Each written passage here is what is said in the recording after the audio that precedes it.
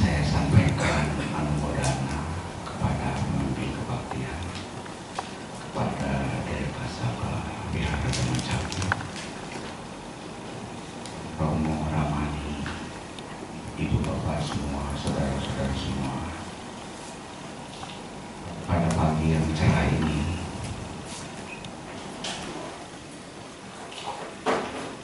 kita berkumpul bersama di sini, sama-sama memiliki kamu baik untuk mendengarkan dhamma, berdiskusi dhamma, dan berbuat kebaikan-kebaikan lain. Tadi saudara-saudara telah melakukan kebaktian dengan sangat nikmat, bagus sekali. Mulai dari membacakan parita, meditasi, kemudian sekarang dilanjutkan mendengarkan dhamma, dan nanti kita berdiskusi dhamma, melakukan patidana kepada sanak famili kita. Itu semua perbuatan baik. Ibu bapak semua, bayangkan kalau ibu bapak berada di suatu tempat di mana ada danau atau kolam. Kolam itu jernih sekali airnya dan penuh. Di dalam kolam danau itu, kalau dengan kondisi demikian, air yang penuh dan jernih seperti itu, hewan-hewan di dalam air kolam danau itu bagaimana rasanya? Mereka segar, bisa bermain-main dengan sangat tenang, segar, jauh dari gangguan. Demikian juga tanaman-tanaman airnya tumbuh subur. Terbayang gak kolam dan danau yang demikian? Di samping tepian danau dan kolam tersebut tumbuh semak-semak yang bagus, subur. Bahkan mungkin tumbuh pohon-pohon yang tinggi, rindang di situ, di mana orang bisa datang di situ, bercengkrama di situ, sangat nyaman. Bahkan burung-burung dari luar kota mungkin terbang ke arah sana ya, ke pohon-pohon itu di tepian danau itu.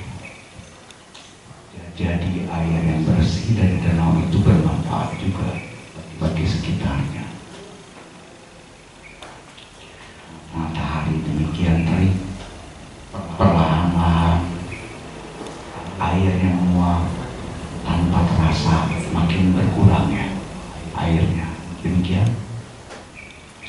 Pernah terbayang danau atau kolam seperti itu? Airnya perlahan-lahan berkurang oleh teriknya matahari.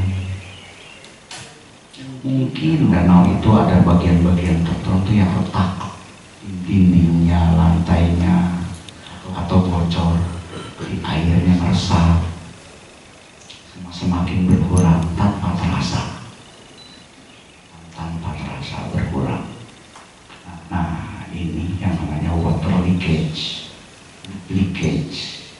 Kalau dalam bahasa Inggris, leakage itu berkurang tanpa terasa, berkurang. Nah, kalau berkurang tanpa terasa seperti itu, lama-lama airnya menyusut ya. Kalau airnya berkurang, kejernihannya bagaimana? Berkurang atau ditambah? Juga berkurang, ya kan?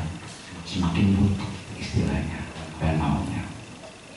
Ngaruhnya terhadap ikan-ikan hewan airnya bagaimana? Mereka mulai terganggu, sedikit-sedikit mulai terganggu tanpa terasa. Airnya mulai butek, mulai keruh. Demikian juga tanaman-tanaman airnya. Kesuburannya yang pertama-tama sangat berkembang bagus, lama-lama tanamannya bagaimana? Gak bagus juga, banyak lumut malah ya, banyak lumut ya. Nah, setiap hari seperti itu airnya makin lama makin berkurang, semak-semak juga makin berkurang, bahkan mungkin lama-lama bisa menjadi kering. Demikian juga pohon-pohon di sekitarnya yang tadinya rimbun, kalau air danaunya sudah berkurang, maka sumber air pohon itu berkurang atau bertambah? Semakin berkurang, bahkan mungkin bisa keringnya pohon-pohon. Nah, kalau sudah danaunya seperti itu, kolamnya seperti itu, orang-orang mau datang lagi nggak? Semakin berkurang, yang datang makin berkurang, makin berkurang. Bahkan tadi burung-burung yang biasanya dari luar kota datang ke pohon-pohon yang rindang, pohonnya sudah semakin kering, mereka sudah enggan datang, tidak mau datang lagi. Bukan tahu gitu? Nah, air danau yang bening itu sekarang kita ibaratkan pikiran kita. Pikiran kita bening, tentu itu sangat bermanfaat. Pikiran yang bening itu bukan bagi danau itu secara keseluruhan, tapi makhluk-makhluk di dalamnya, ikan-ikan ini ibarat keluarga kita, anak-anak, pasangan, orang tua, nenek, kakek, pembantu. Demikian juga tanaman air itu ibarat orang-orang yang tinggal bersama kita di rumah kita. Kalau kita misalnya mengalami 1 hari, 2 hari ketemu orang yang gak menyenangkan, tanpa terasa energi terbuang, pekerjaan yang menyebalkan, handphone hang, susah banget, semenit, 2 menit, 3 menit nggak kerasa, bikin kesal, maka tanpa terasa energi terkuras. Energi terkuras mirip air yang berkurang, tidak terasa, cuma semenit, 2 menit sehari berkurang. Bayangkan kalau sehari misalnya bukan semenit, 2 menit, tapi jadi 10 menit, ketemu pelanggannya ngeyel, ketemu orang yang ngeyel, ketemu kejadian-kejadian, ada kecelakaan di jalan, ada apapun yang terjadi di jalan, 10 menit, tidak menyenangkan, maka rasanya badan bisa lemes ya, terkuras. 10 menit sehari. Kalau sehari 3 kali bagaimana? Kalau sehari-hari sering bagaimana? Nah, itu hal-hal yang tidak terasa menguras energi kita. Bahkan kalau itu tiap hari bagaimana? Pekerjaan yang tadinya ringan cuma sedikit terasa banyak, ya kan? Bahkan pekerjaan yang loadingnya sedikit, kita lemah sekali, seolah-olah pekerjaan banyak banget, tapi rasanya banyak banget, terkuras energi kita.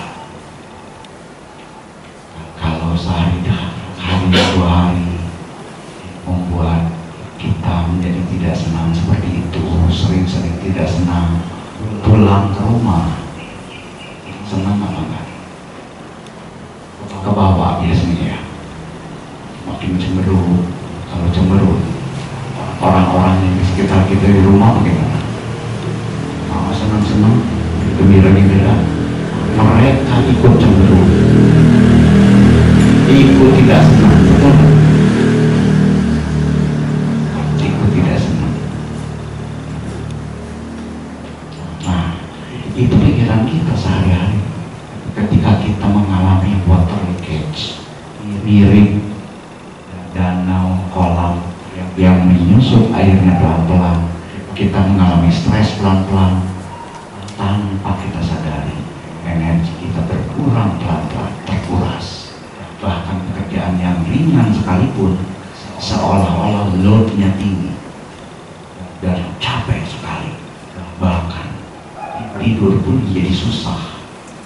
Kalaupun tidurnya mimpinya jelek, bangun paginya capek lagi, membuat energi terkuras ketika ingin pergi belajar, pergi kerja, pergi ke tempat dagang, apapun profesinya, iri seperti itu. Energi membuat batin jadi malas, ya, karena terkuras tanpa terasa. Pernah mengalami nggak tanpa terasa energi terkuras? Pernah ya?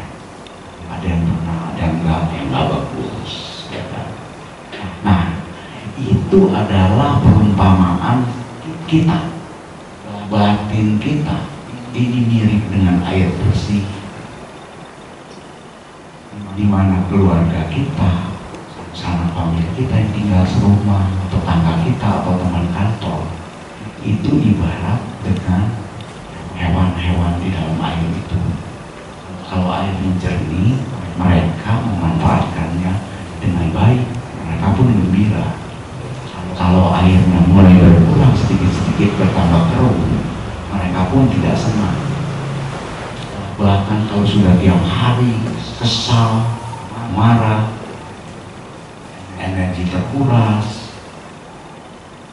tidak enak, bahkan kesalahan kecil pun ketika di rumah bisa memicu marah, meledak-ledak, begitu ya.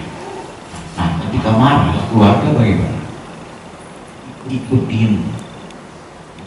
diem, takut untuk bersuara, akhirnya diam-diaman semua. Suasana yang menyenangkan gak ada lagi. Tetangga bisa mengetahui nggak? Lama-lama tahu. Tetangga, rumah itu kok pendiam semua, manyun semua. Mereka mau datang nggak? Nggak mau. Tetangga aja yang deket-deket nggak mau, apalagi yang dari luar kota. Teman-teman dari luar kota yang biasanya datang ke rumah, tapi sekarang udah segan, jangan ke rumah dia, orangnya ketus, begitu ya. Orangnya mudah marah, PK. Nah, kayak begitu, mirip orang. Kalau airnya sudah menyusut, berkurang sedikit-sedikit, tanpa terasa, water leakage, akibat karena teriknya matahari atau bocor, rembes, ya, maka hewan-hewan air dan hewan-hewan sekitar maupun dari luar kota malas datang. Seperti itu. Hidup kita mirip kolam air dan hal seperti itu ya. Ada yang bersih, ada yang kotor kan, airnya gitu ya. Nah, kalau kita mengalami leakage, water leakage, energi air yang berkurang pelan-pelan tanpa terasa, kita harus cari tahu bahaya ini. Kalau didiamkan, makin berkurang, makin susut, betul nggak? Bahaya. Harus diteliti. Ini airnya kenapa berkurang nih? Ini air berkurang sekarang. Kita sadar nih, air berkurang. Apa yang menyebabkan air berkurang? Bisa terik matahari, bisa retakan, betul nggak? Bisa bocor, betul nggak? Nah, apa yang harus kita lakukan? Tambah, betul nggak? Tambah, kita beresin kolam gitu kan, supaya airnya tidak berkurang pelan-pelan.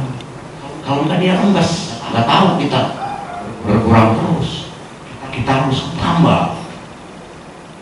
Kalau sudah ditambah, airnya apa bertambah? Jadi jernih lagi. Kan udah berkurang, ya kan? Harus diisi air lagi, air jernih, betul nggak? Supaya penuh lagi airnya, jernih lagi.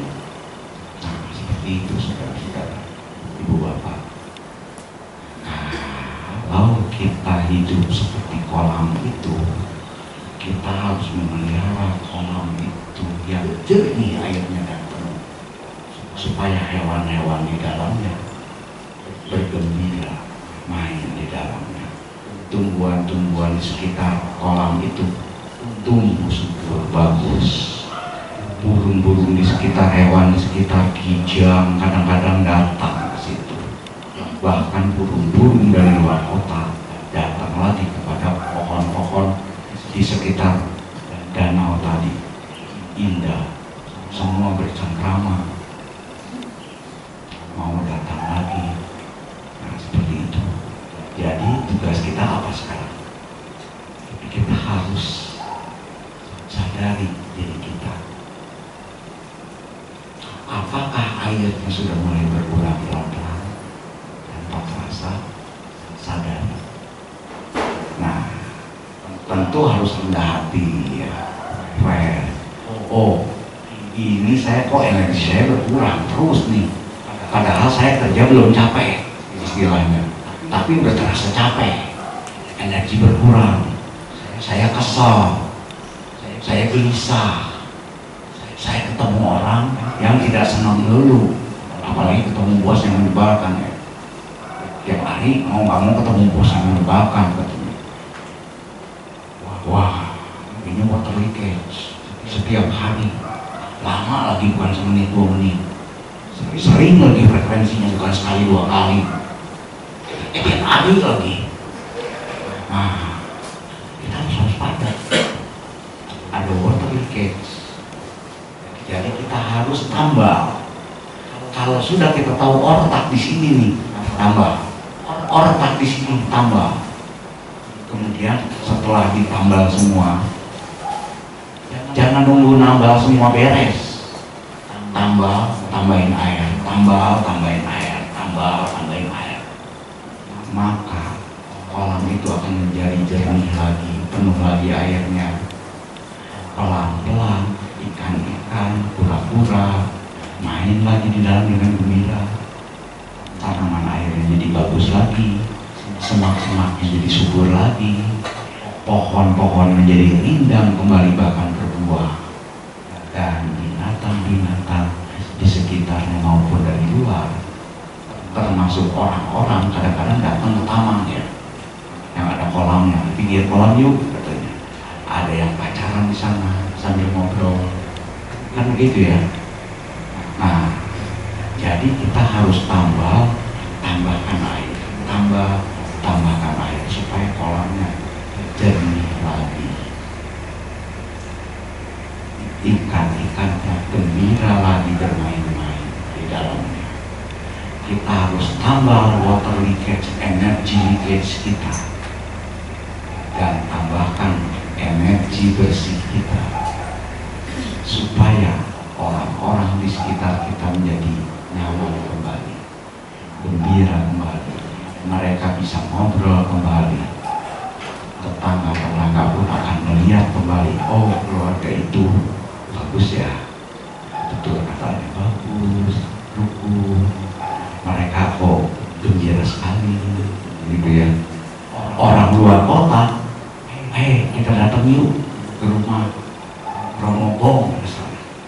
Ke rumah Romo Bong itu sangat nyaman, kita kesana seperti nyaman aja gitu ya. Orang luar kota kan datang, family, teman datang, bahkan mungkin reuni juga di rumah ya, datang, mereka senang disediain makanan bersih ya, sehat ya, tutur katanya bagus, ramah ya kan. Nah, mau nggak punya kolam kayak gitu? Semua orang mau ya kan. Tapi kita, kalau kita mau, semua orang mau, tanya pada Pak Selamat, jadi caranya gimana tuh nambah kolam? Nambah kolam gimana caranya? Gitu kan? Terus ngisi airnya gimana? Gitu kan? Nah, tadi kita baca apa Dhammapada dan baca juga dari Manggala Sutta, baca juga Abhinavacawekana ya kan? Baca juga Jaradami, semua itu, semua detail, termasuk harapan-harapan baik ya, harapan-harapan baik, diri sendiri sehat, orang lain juga sehat, tidak derita gitu kan. Saatnya kita praktek, karena kalau kita tidak praktek, tunggu nanti tua, tua sekarang umur relatif. Kapan sampai tua? Saya belum siap, Pak, belum tua. Nah, begitu udah tua, udah malas lah, nikmati aja lah katanya. Ya. Gak ada lagi. Sekarang saatnya kita praktekkan apa yang kita bacakan di dalam parita. Modalnya gampang. Bagaimana cara menambah A, B, C, 3 huruf? Isi air D 40 A, B, C, D. Pernah belajar tulis menulis huruf A, B, C, D, tahu ya? Nah, sekarang gampang gini. Tadi kan pikiran nanti proper ya. Kita bacakan itu sama-sama semua, ya kan? Kemudian bergaul dengan orang bijaksana, tidak bergaul dengan orang dungu. Dungu ini bukan berarti bodoh, tapi tidak bijaksana lah, atau jahat lah gitu, atau negatif lah, pikirannya jelek melulu, ya kan? Nah, poin pertama sebelum masuk ke ABCD, ya, prakteknya kita praktekkan dulu yang Manggala Sutra tadi. Jangan kumpul dengan orang senasib. Pernah tahu orang senasib? Orang yang lemes kumpulnya orang lemes. Orang yang nggak semangat sama yang nggak semangat. Orang yang, mohon maaf, tanda petik ya, miskin dengan orang miskin, gitu ya. Kok tahu?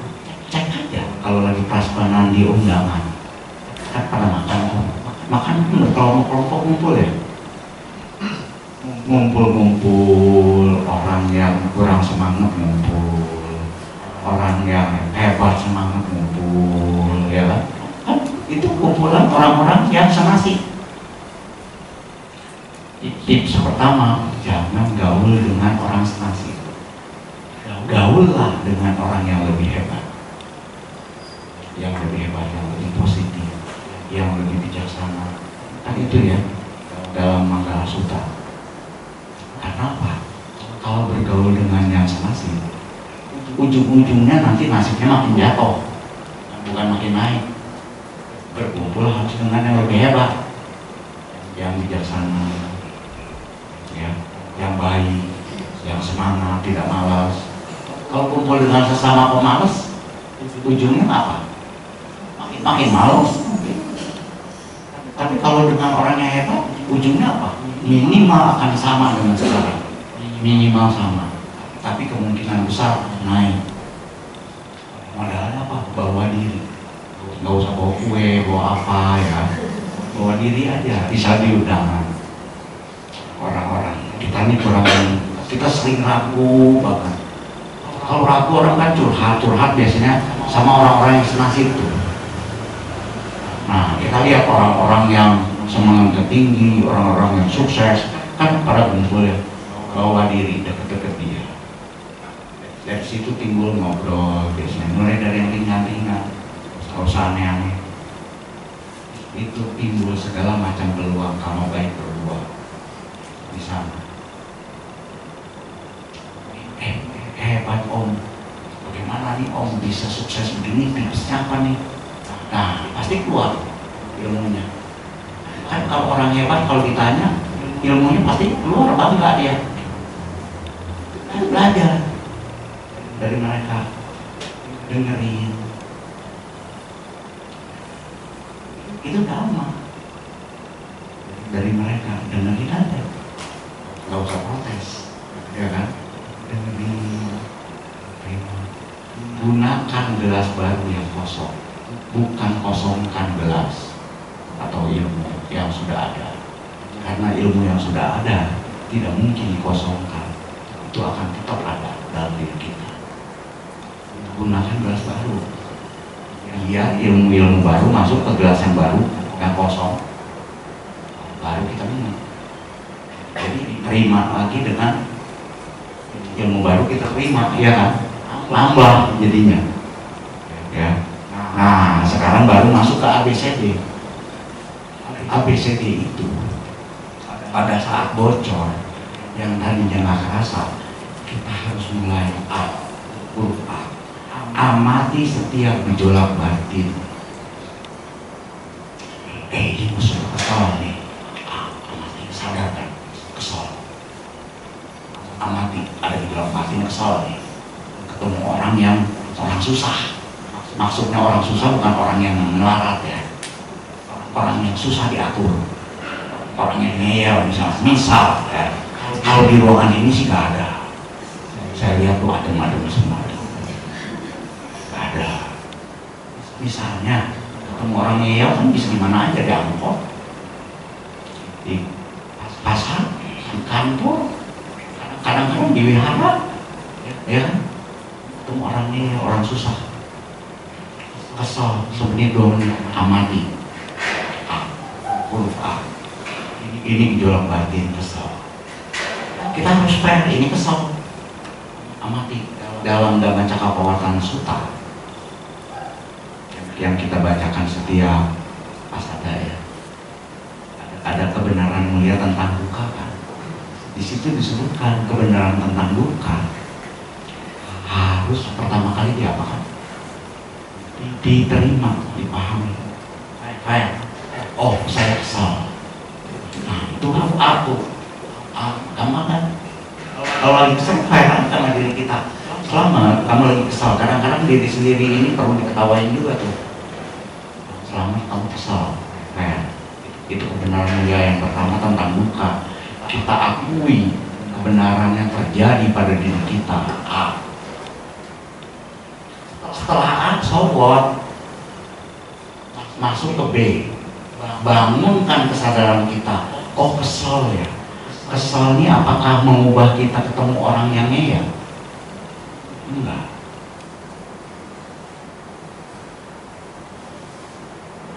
Bikin panas enggak? Oh, bikin panas.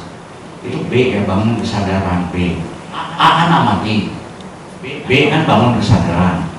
Bangun kesadaran itu maksudnya kita analyze. Oh, ternyata kesel ini membuat saya jadi panas. Mungkin orang-orang tertentu yang levelnya udah tinggi maksudnya tinggi cepat kesalnya. Ya kan? Kan tiap orang beda-beda kan. Mungkin pada tahap tertentu dan itu tekanan darahnya naik, bahkan sampai mukanya merah saking nahan kesal, betul nggak? Nah, tanya pada diri kita selama ini B ini dalam rangka B berguna atau kesal tadi? Setelah kamu analisa, kamu rasakan, pakai rasa juga. Jangan dibuang rasanya, pakai rasa. Kadang-kadang kan yang pria memandang rasa tuh nggak perlu, perempuan banyak perasaan. Padahal perempuan tuh paling mantap tuh, bisa ngerasain langsung. Ini nggak benar, ini nggak bagus, ini nggak enak, gitu kan? Nah, jadi bangun B itu, untuk membangun B pakai rasa, pakai pikiran. Nggak bagus. Terus tanya ke diri sendiri. Kamu mau kalau 10 tahun lagi begini terus, kalau ketemu orang yang kesal itu kan kayak kamu datang ke rumah tanpa diundang. Kesal bisa terjadi dimanapun, ya kan? Mau kalau 10 tahun lagi cepet kesal, mau nggak temen Bapak Ibu? Nggak mau kan? Jadi kamu mau kapan lepasin kesal itu? Besok, 5 tahun lagi ada tuh. Jadi dendam kan. Kita harus ngomongin. Harus sekarang juga saya lepasin. Nah, masuk ke fase C hurufnya. Cepat lepasin. Kalau udah bangun kesadaran, udah tahu manfaat lebih kurangnya, tanya diri sendiri, mau begini terus? Apalagi kalau di rumah udah tinggal sepasang misalnya. Umur masih panjang, mau sampai mati kesel terus. Nah, kan nggak mau, ya kan? Ini baru contoh satu kesel tuh dari A tadi ya, kesel. Kita cepat-cepat lepaskan. Sekarang saya pengen lepas, nggak mau. Kalau bisa besok, ntar juga nggak mau kesel, betul nggak? C, cepat lepaskan. Nah, itu cara nambah. Kita udah tahu yang mana yang harus ditambah, kita tambah. Selanjutnya apa? Isi air kan, air bersih kan. Tahap D, daya upaya positif. Tahap D, tahap D, tahap D bagaimana? Misalnya teman-teman bangun pagi-pagi mau ke WC, udah kebelet, udah keluar dedenya, keduluan mamanya, keduluan papanya. Gimana? Kesel. Oh, kesel ini banget gitu ya, karena kebelet. B, tadi A kan, terus B. Kesel ini nggak membuat yang di dalam dan di buang airnya lancar, betul nggak? Betul nggak? Terus refleks ke diri sendiri. Kesel ini gimana rasanya? Enak. Wah, hubungan saya juga jadi nggak nyaman nih kalau kayak begini. Mau begitu terus, karena kita nggak bisa maksa untuk buka pintu, betul nggak? Pintu udah dikunci, ya kan? C, saya nggak mau kesel sekarang, gitu kan? Lepasin, cepet-cepet. Kita harus rela melepaskan kesel, jangan melekat pada kesel. Diajak ngopi, diam dulu, gue lagi kesel. Nah, gitu ya. Itu melekat pada kesel. Padahal nggak enak kesel kan. Yang nggak enak aja masih tetap pengen dipendam. Diam dulu. Diajak nonton, yang happy-happy, atau kuliner, atau kemana, berbuat baik. Diam dulu, jangan ganggu gue lagi kesel. Pernah ngedengar orang kayak gitu nggak? Untung di sini nggak. Ya kan? Itu melekat, pada melekat pada kesel. Melekat bukan hanya pada yang menyenangkan, yang bikin tidak menyenangkan pun dia lekati. Itu leakage, tanpa terasa kesel, tanpa terasa nolak sesuatu yang baik. Nah, jadi idenya bagaimana? Boleh dalam kata-kata, boleh dalam hati. Ma, dede, papa, cici, koko, tenang-tenang aja buang air di situ. Sukitomi, ibu bohongi, gitu kan? Nah, sekarang jangan semua makhluk dulu, makhluknya yang depan dulu, depan dalam WC. Semoga dede, cici, koko, mama boleh diucapkan, boleh dalam hati.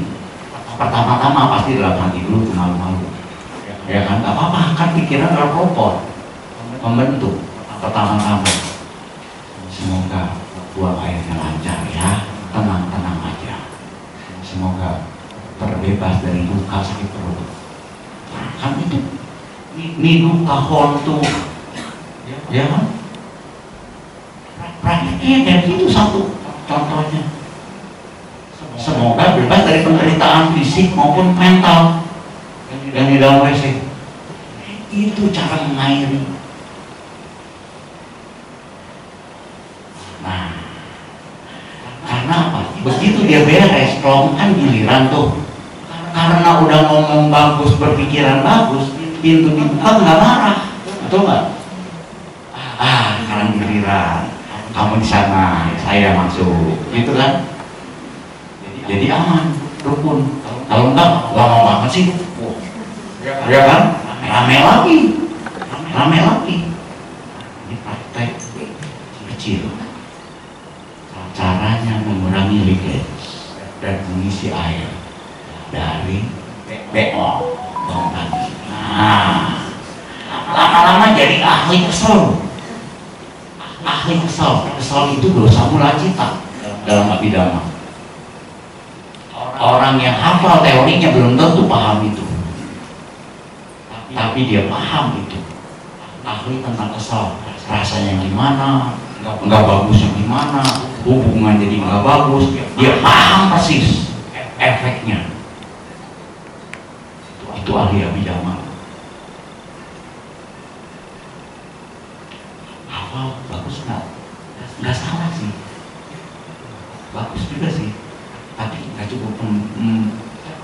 ceritanya guru saya nih Nafan Borkom almarhum.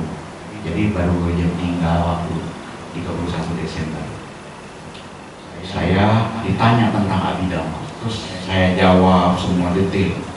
Terus guru saya bilang, wah kamu hebat ya, hafal semua. Saya dulu Abhidhamma apa dulu. Terus guru saya itu bilang apa? Wah, kamu hafal ya, hebat ya. Berarti lupa kamu berkurang ya. Nah, syok saya. Loh, waktu itu saya pernah kos di Bandung 2 minggu, susah banget tuh, dukanya banyak. Nunggu uang kos datang aja susah, iya kan? Duka nggak berkurang dengan hafal bisa hafal, nggak salah. Tapi belum selesai, dukanya nggak berkurang. Itu membuat saya syok. Akhirnya saya sadar di situ, duka saya nggak berkurang. Iya, saya hafal Abhidhamma, hafal. Bahkan saking hafalnya, kadang-kadang bacain orang, dia salah. Nah, pernah mengalami kasus itu dulu. Jadi orang tertikus, tapi nggak tahu solusi, pokoknya salah loh. Kan salah. Nah kan di luar ada yang begitu-begitu. Dukanya nggak berkurang, malah bertambah tuh. Nah akhirnya saya bertanya, wah ada yang salah nih cara belajar saya. Akhirnya saya tanya kepada guru saya, bagaimana cara belajarnya. Ya kayak begitu yang kecil-kecil. Mulai ke WC, nunggu kendaraan jemputan datang, sopir datang. Kadang kesel nggak? Lihat lagi, kok belum datang, lihat lagi jam, kok belum datang, sama di sini lah. Kalau meditasi tadi juga ngintip lagi jam, kok nggak teng nih dari Pak Kino, kok belum beres, belum sapa bawaan tusuk kita. Nah, nunggu adalah pekerjaan yang paling betul, benar boleh belakang. Pekerjaan yang paling membosankan. Betul nggak? Prakteknya caranya apa tuh? Oh, saya bosan, ada bosan dalam diri saya. Kan dalam Satipatthana, untuk pengembangan sati supaya kita mencapai pencerahan, tahap pertama kita amati ada ini muncul, ada bosan muncul dalam diri kita. Betul nggak? Tahap kedua, bangun kesadaran kita, sedikit bosan nih. Bosan ini kok begini ya? Gue jadi nggak sabar, jadi bolak-balik jalan ke pintu ke dalam. Ya, orang bukan gitu ya. Sama aja nunggu bus, nunggu angkot, kan itu juga bosan. Kapan ya angkot datang? Kok nggak datang? Padahal bosan itu tidak membuat orang yang ditunggu datang lebih cepat, betul nggak? Nah, itu logika Dhamma Wicayanya. Rasanya kok gini ya? Nah, dua rasanya juga main, logika juga main, ya kan? Mau lu bosan terus kayak begini, sementara dia nggak datang, pasti nggak mau, bosan, betul nggak? Ya udah, kalau nggak mau, kalau ntar bosan juga, besok bosan juga, 5 tahun lagi bosan juga. Mau kayak begitu? Nggak mau kan? Jadi kita harus masuk ke tahap berikutnya. Pertanyaan tadi kan, kalau memang lo nggak mau, kapan mau dilepasin? Gitu loh.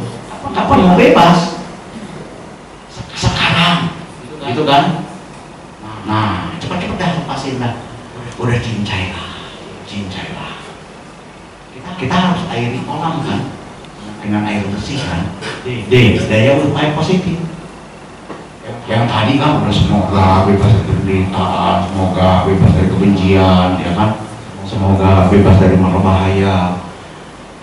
Doain aja sopirnya, semoga dia aman,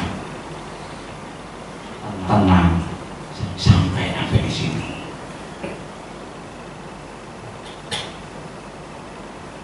Kita bisa berpikir lebih jernih. pikiran bagus muncul, ya kan? Pikiran bagus muncul. Nanti bapak ibu akan kaget sendiri, loh kok saya banyak pikiran bagusnya sehari-hari yang muncul ya? Kan semua makhluk bahagia, bebas dari penderitaan, ya kan? Aha, werawon tuh, ya kan? Kayak gitu-gitu terus dibacain kan. Nah prakteknya kayak begitu, kecil-kecil, nunggu teh diseduh oleh si mama, nunggu aja kesal, padahal si mama yang sediain. Nah kayak ABCD tadi ya, mah tenang aja bikin tehnya supaya airnya mendidihnya pas. Kesannya lebih lepasin kan, tapi yang bagus kan, yang diairi. Pernah nggak ngarepin mamanya masak yang bagus, yang bergizi, tenang aja supaya garamnya tidak terlisut dengan bensin, gula dengan cuka, ya kan? Kalau nggak bisa kasih kan, ya kan juga. Sekarang kita mulai upaya positif, lakukan itu, bisa, nggak usah diucapkan, dalam pikiran juga bagus, apalagi kalau diucapkan kedengeran. Mamanya jadi tenang. Biasanya mama-mama kalau di luaran wihara ini sering yang bangunnya itu telat, dan karena terpaksa bangun pagi itu nggak masak nasi, sayur, ada kan begitu kan, ngangetin ini, ngangetin itu. Aduh brengsek nih, gue udah bangun pagi. Itu banyak kesalnya nggak? Itu drain. Drain itu maksudnya menguras tenaga, energi. Bagaimana? Itu kayak ABCD juga, si mama belajar ABCD juga. Saya kan kesel ya bangun pagi. Kesel ini nggak membuat si anak-anak yang mau sekolah nggak mau sehat. Bagaimana supaya sehat? Keselnya harus dilepasin gitu kan. Kalau nggak tutur sapa nggak bagus. Supaya bagus, saya udah udah tahu. Ini nggak membuat dia sehat, nggak membuat bagus. Diri saya dengan diri dia sama-sama nggak bagus. Padahal semoga semua makhluk bahagia. Semoga saya bahagia. Semoga semua makhluk bahagia, termasuk anak-anak, ya kan? Nah, jadi mau dipiara terus keselnya. Bangun pagi udah pasti tiap hari, betul nggak?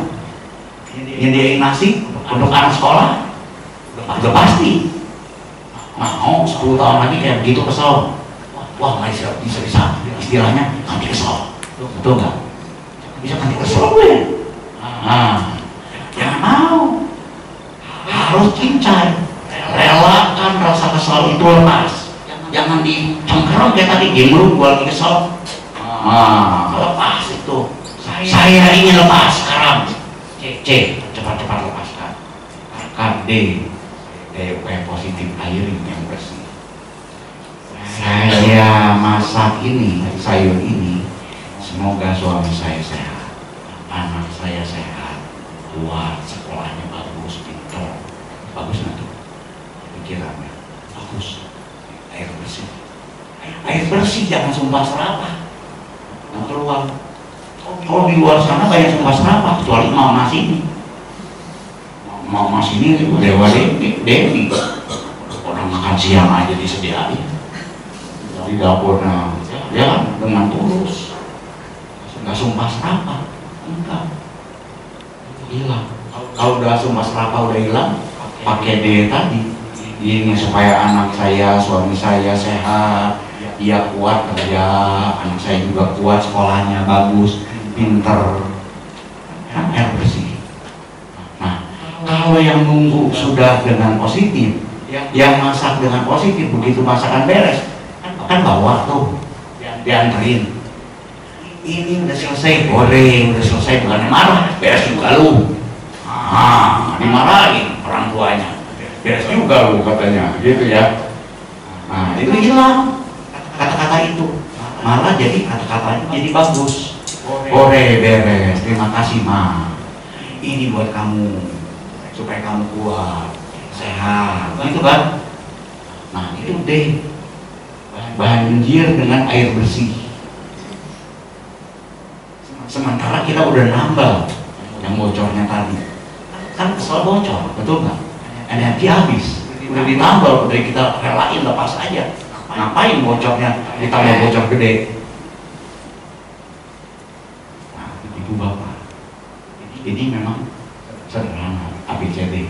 Pernah dapat semua sekolah ABCD, ya? Nggak usah ngapal, tinggal praktekin aja. Prakteknya nggak gampang. Pada saat awal-awal latihan biasanya lupa A, B udah lupa, C, D omong-omong, D-nya jarang, malah A-nya terus ya. Gua kok kenapa kesel ya? Ambil nih, kenapa gua yang kesel? Nah, udah kesel, marahin diri sendiri lagi, nyalain orang lagi, ya kan? Tambah jelek kan, keruh kan, tambah energi habis. Beginning of day, energi habis, lemas seharian. Nah, kita harus mulai tambah, jangan sampai bocor. Terus kita airi bersih, bisa dengan pikiran, dengan ucapan, ya kan? Seperti dengan tindakan, airi air bersih. Maka kolam itu akan bagus lagi, maka hubungan di keluarga akan bagus lagi, ya. Orang-orang akan tahu bahwa dia, keluarga dia, pikirannya bersih semua. Buktinya gembira semua keluarganya. Tetangganya juga nggak komplain. Coba kalau sudah energinya terkuras terus, tetangga bisa ketempuhan, kena marah juga, kena kesal juga kadang-kadang, ya kayak gitu. Kayak semak-semak tadi, kering semua. Terus pohonnya merana. Lama-lama kering, guru juga nggak mau datang. Saudara-saudara, famili, teman dari luar kota, malas datang. Tapi kita nggak mau punya kolam seperti itu. Kita ingin punya kolam yang jernih, ikan-ikannya banyak, main-main senang-senang, tanaman airnya bagus, semak-semaknya indah, berbunga, pohonnya kalau perlu berbuah rimbun, supaya kita bisa duduk di bawah pohon itu. Kan gitu ya. Orang-orang akan adem datang ke rumah. Kadang-kadang mereka tanpa alasan, pokoknya adem aja kalau datang ke sana. Nah, kita kan kadang-kadang kita juga pengen adem tanpa alasan, ya kan? Itu adanya apa kalau udah pengen ngadem tanpa alasan? Sekarang sih banyak orang ngadem langsung ke puncak, malah stres. Ya, pengen ngadem di puncak, gitu. Padahal dia sehari-hari udah stres. Nah, sekarang ke puncak kan stres ya, macet, ya kan? Nah, cara ngademnya umat Buddha zaman cakur sekarang udah bisa. A, B, C, D, tambah air. A, B, C itu tambah mengairkan, itu yang D. 4 huruf gampang. Itu sebenarnya terapan dari yang tadi kita baca. Kan di Manggala Sutta kan ada penyokong anak istri gitu ya, mendengarkan dhamma, ya kan? Dan itu yang D-nya semua tuh kita isi semua dengan air bersih. Kita praktikkan. Sabe sata wawantu sukitata. Kan membayangin semua makhluk, bisa bayang? Enggak kan? Tapi kalau yang di depan kita, di dekat-dekat kita, kebayang. Ambil dulu yang kebayang, jangan nunggu dulu yang semua makhluk. Yang dekat-dekat dulu mulai. Jangan nunggu-nunggu yang semua makhluk. Yang dekat aja belum bisa, istilahnya. Kecuali di ruangan ini, bisa semua mulai dari yang dekat. Makanya udah latihnya langsung semua makhluk. Tapi tadi Pak Pino udah kasih tahu, mulai dulu dengan saya bahagia, ya kan? Nah, ketika bahagia, tip dari Dhammacakkappavattana yang ketika sadar, ya, kebenaran melihat tentang duka, mengerti bahwa kita menerima duka yang terjadi di diri kita, itu sudah mengurangi duka sebagian. Stresnya turun. Ketika tahap A aja sama B, itu duka kita udah turun sebenarnya. Kalau punya udah ketahan, udah ketambal dulu, ya nggak bocor lagi. Nah, jadi suta-suta itu demikian cara prakteknya, sederhana sebenarnya. Cuma orang Indonesia, saya kasih tahu karena saya sering survei, yang di ruangan ini belum pernah saya survei, jadi nggak masuk ya ke ruangan ini. Senang dengan susah, betul nggak? Dipikirin apa juga yang susah, senang yang susah-susah.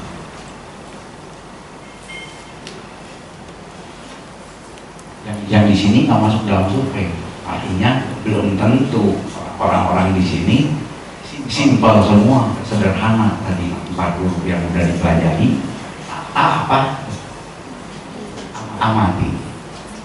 B, bangunkan kesadaran dalam diri sendiri. C, kita harus legowo, relakan, cincai, cepat-cepat lepasin. Harus banyak cincai kata orang ya, begitu kan? Itu C sebenarnya, cepat-cepat lepasin, cincai. Kadang-kadang kita nggak mau rileks. Tandanya apa? Waktu meditasi giginya rapat keras, dicengkeram, betul nggak? Itu terefleksi loh, kita tidur nanti. Tidur kayak gergaji, ya kan? Pernah kadang-kadang yang begitu itu? Ada ya, yang seperti itu. Tapi di ruangan ini kayaknya tadi nggak ada yang bunyi kan? Nggak ada yang ketiduran kan sampai bunyi. Nah, ya itu cengkraman melekat. Jadi ketika meditasi rahamnya cincai lah, relax dulu sebentar. Jadi kita harus cincai sama diri sendiri juga untuk relax. Selamat, saya maafkan kamu ini selama ini nggak ngasih saya relax. Saya maafkan. Sekarang saya cincai dan kamu boleh relax. Kerja is kerja, tapi relax perlu nggak? Perlu, ya, perlu nilai itu. Jadi cincai ada waktunya itu. Kan di Sapurisa Dhamma 7 tentang tahun. Kita harus tahu waktu. Kapan harus nilai, kapan harus kerja, kan gitu ya. Supaya kita hidupnya tahu balance, seimbang. Kerja ya kerja, semangat ya semangat, kerja keras ya kerja keras. Usaha ya usaha. Karena apa? Kalau tanpa usaha pasti gagal. Tapi kalau usaha belum tentu berhasil. Kan banyak yang bilang usaha pasti berhasil. Bohong. Usaha itu belum tentu berhasil, banyak faktor. Ada yang di luar jangkauan kita. Orang udah seusaha setengah mati mengobati seseorang, meninggal juga. Usaha nggak dia? Usaha. Jadi peluangnya apa? Sama atau berhasil gitu kan, daripada diam aja. Kalau diam aja gimana? Pasti jatuh, pasti gagal. Kalau diam aja ini pembiaran untuk menderita. Pengen menderita kan enggak, harus usaha. Tadi kan di Manggala Sutta ada Ata sama padi dica etam manggalam utama, mengarahkan diri secara benar adalah berkah utama. Jadi usaha itu berkah utama bukan? Berkah utama. Belum datang barangnya udah berkah kita. Batinnya berusaha udah dapat berkah. Barang hasilnya, golnya diperoleh, itu bonus. Kita udah berkah. Jadi kita harus usaha, praktek begitu. Usaha, walaupun kecil, usaha. Belum tentu berhasil. Dia ngerti kita belum tentu berhasil karena sebab dan akibat karma perbuatan kita. Baik hasilnya baik kan? Apa pasti baik? Belum tentu. Belum tentu berbuah. Banyak kondisi. orang nanam mangga, teorinya panen mangga, belum tentu dapat mangga berbuah. Di ini banyak rumput, nggak berbuah. Harus usaha. Saya dulu usaha segala macam. Apalagi saya pertanian dulu. Wah, teori untuk menghasilkan uang banyak banget, lengkap. Ada nilainya. Nggak berbuah. Kecewa. Nyalain siapa? Itu di luar jangkauan kita. Uncontrollable. Kalau di dalam diri sendiri aja perlu kompromi, betul nggak? Apalagi yang di luar diri kita. Kadang-kadang kompromi ini juga susah, ya kan? Kita harus paham itu bukan anicca, itu anatta, bukan milik kita. Kalau milik kita atur bisa, bukan milik kita. Nah, saya ketemu teman tukang nyontek itu. Saya pengen belajar ilmu ke dia karena dia sukses. Boleh dong belajar ilmu, walaupun dia dulu tukang nyontek, tapi ilmunya banyak, dia sukses. Kan ilmunya lain dengan di kampus. Belajar, saya tanya, saya nanam pohon mangga nggak berbuah nih, gimana? Mana yang kamu udah lakukan? Ini udah perfect. Kan kalau di teori itu perfect tuh. Ini udah. Terus dia bilang, cobalah, nggak ada ruginya, kamu kerok ke pohon. Saya praktekin, saya kerok. Teorinya nggak ada loh ilmu kerokan. Ilmu kerokan mana ada menghasilkan mangga? Nggak ada. Seminggu lagi berbunga, atau berbuah. Ilmu kerokan nggak ada sainsnya. Kadang-kadang orang itu selalu menghubungkan ilmiah nih. Ilmu kerokan tapi nggak ada ilmunya, nggak ada ilmiahnya. Tapi pengalaman orang, ada pengalaman orang yang di luar jangkauan ilmu. Kita harus berani juga terima. Di jalan ini berhasil, kenapa tidak? Ya kan? Kalau di kampus, wah itu mau. Saya pernah dapat ujian dulu di kampus, tentang tanah. Tanah ini kamu analisa, kamu anjurkan jadi tanam apa di situ? Waduh, satu soal. Tanah, suhunya ada, ini bahan kimianya ada. Saya kan pertanyaan, tahu dong tanam apa ini yang cocok, ya kan? Oh, ini harus ditanam ini, tanam ini. Teori doang. Tahu-tahu salah. Teman saya tahu nggak?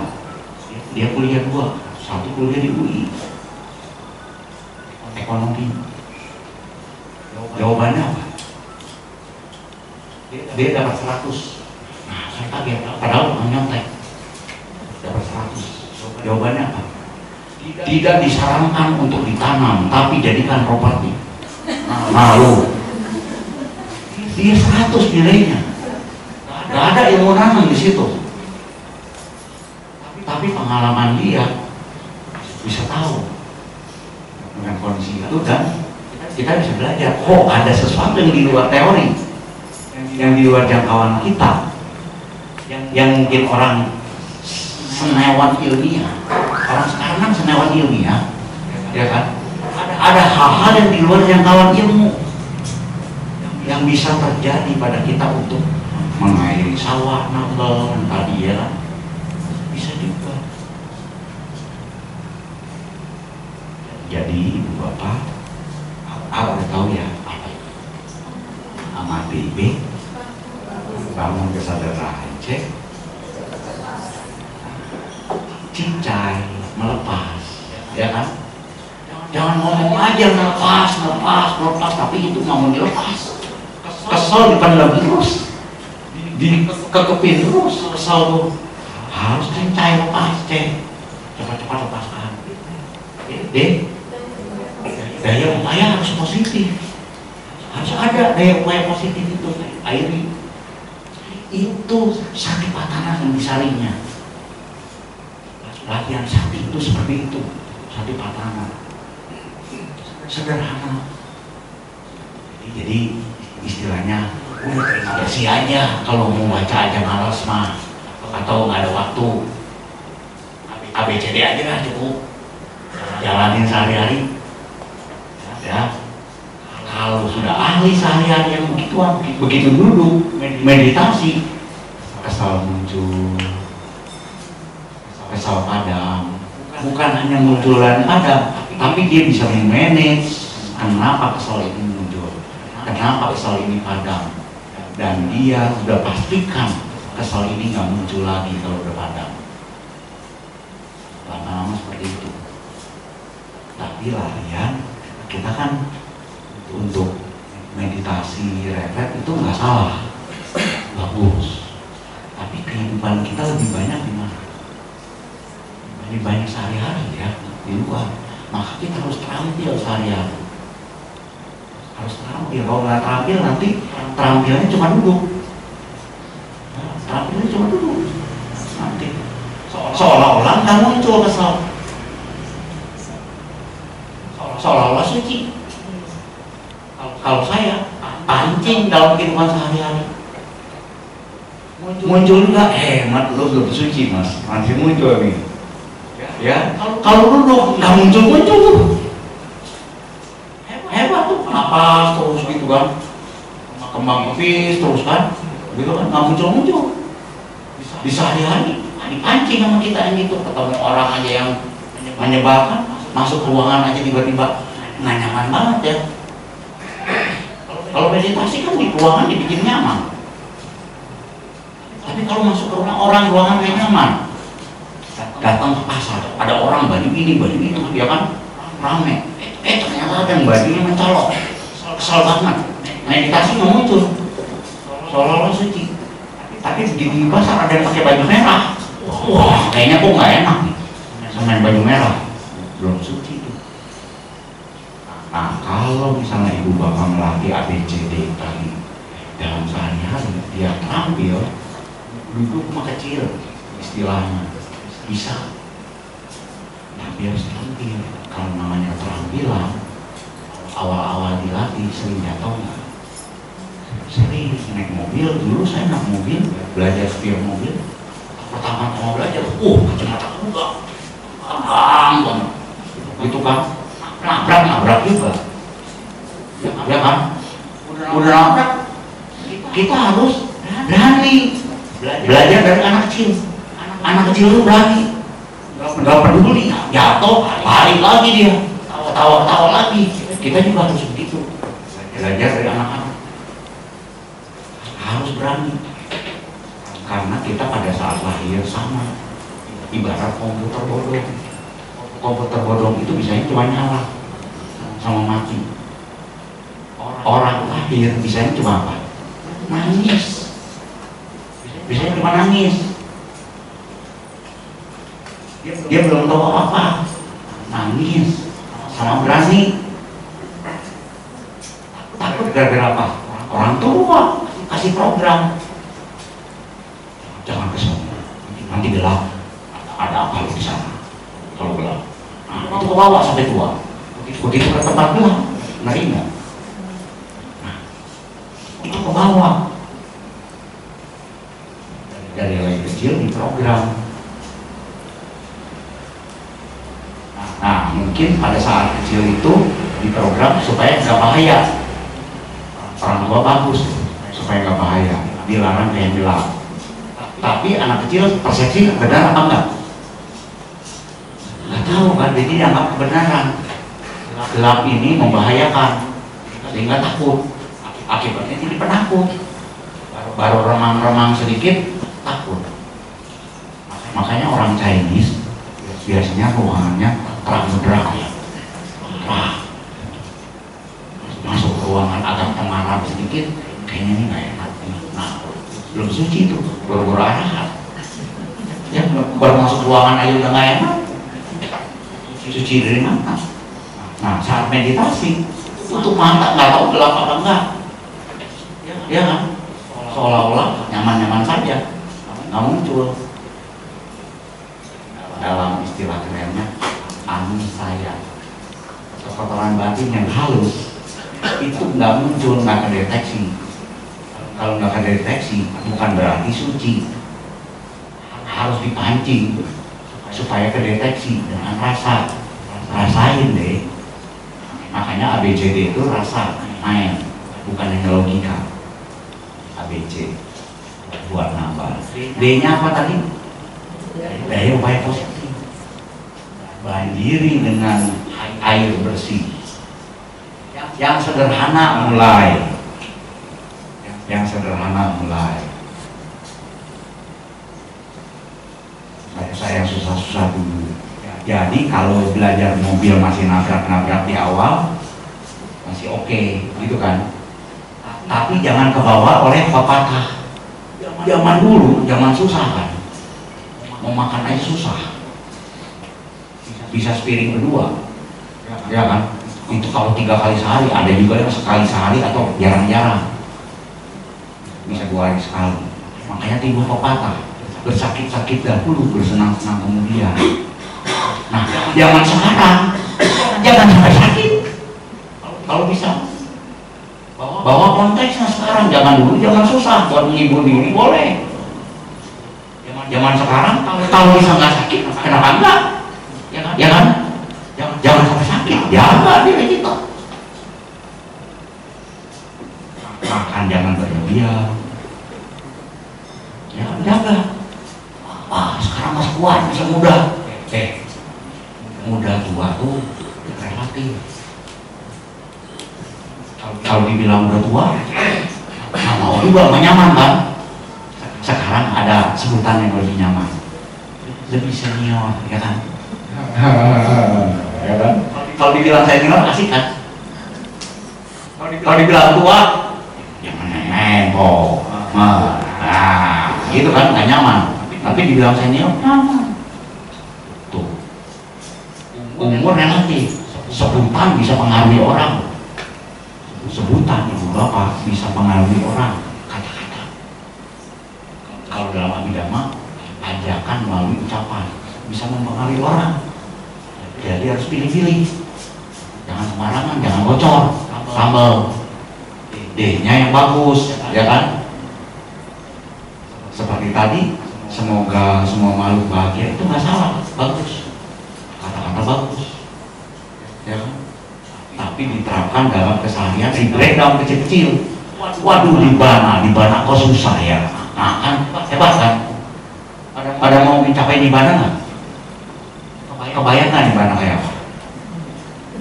Tahu. Nah, kebahagiaan tertinggi bagaimana? Nggak kebayang juga. Dalam ilmu Buddhis, breakdown yang cita-citanya tinggi banget, itu bagus, nggak apa-apa, tapi kita harus perkecil, pecah-pecah. Jadi kebahagiaan itu jangan nunggu nanti, pecah-pecah, pendek-pendek waktunya, dan small, kecil, sekarang. Hidup saat ini kan Bang udah bilang, jangan nunggu nanti bahagia tuh, harus sekarang. Kecil-kecil saat ini, kecil-kecil saat ini misalnya gimana? Nah, ibu bapak, kalau misalnya besok bertambah bahagia 1 menit, bertambah bahagia, bertambah baik 1 menit, 1 menit ya bisa nggak? Masuk akal. 1 menit kan kecil, pas lama, saya 5 menit aja deh, gitu ya. Awal 5 menit.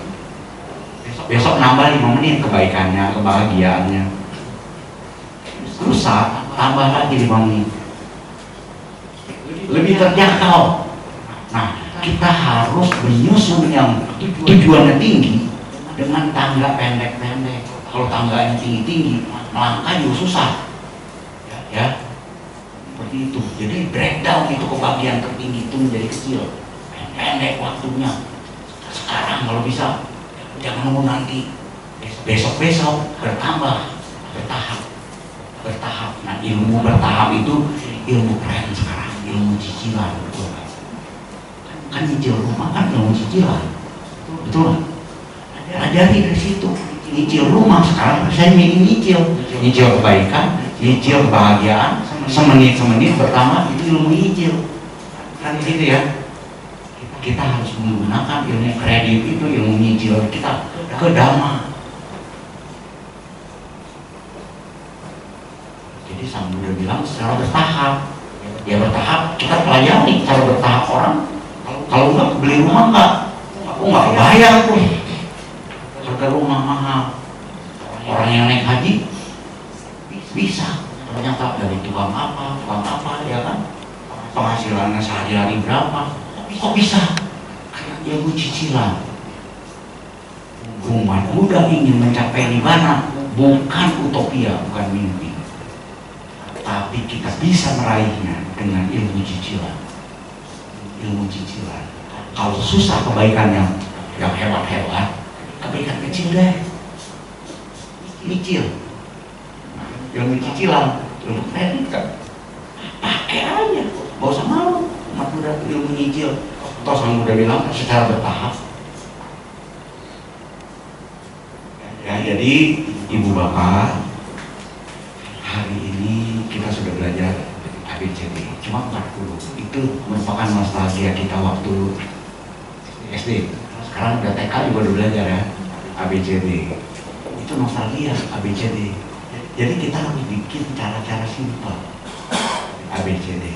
Itu sebenarnya cara-cara simpel ABCD itu adalah ilmu keren. Ilmu kerennya itu kama nimita ramana, objek simbol dari perbuatan.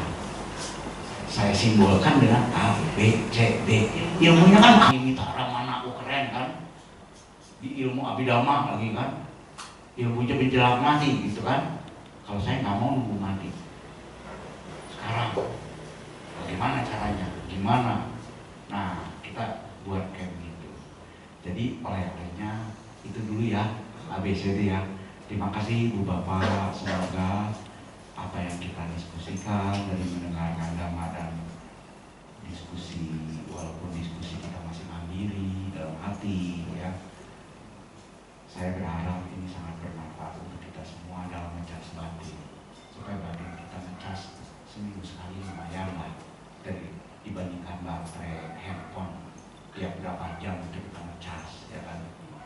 Terima kasih semua. Namo Buddhaya.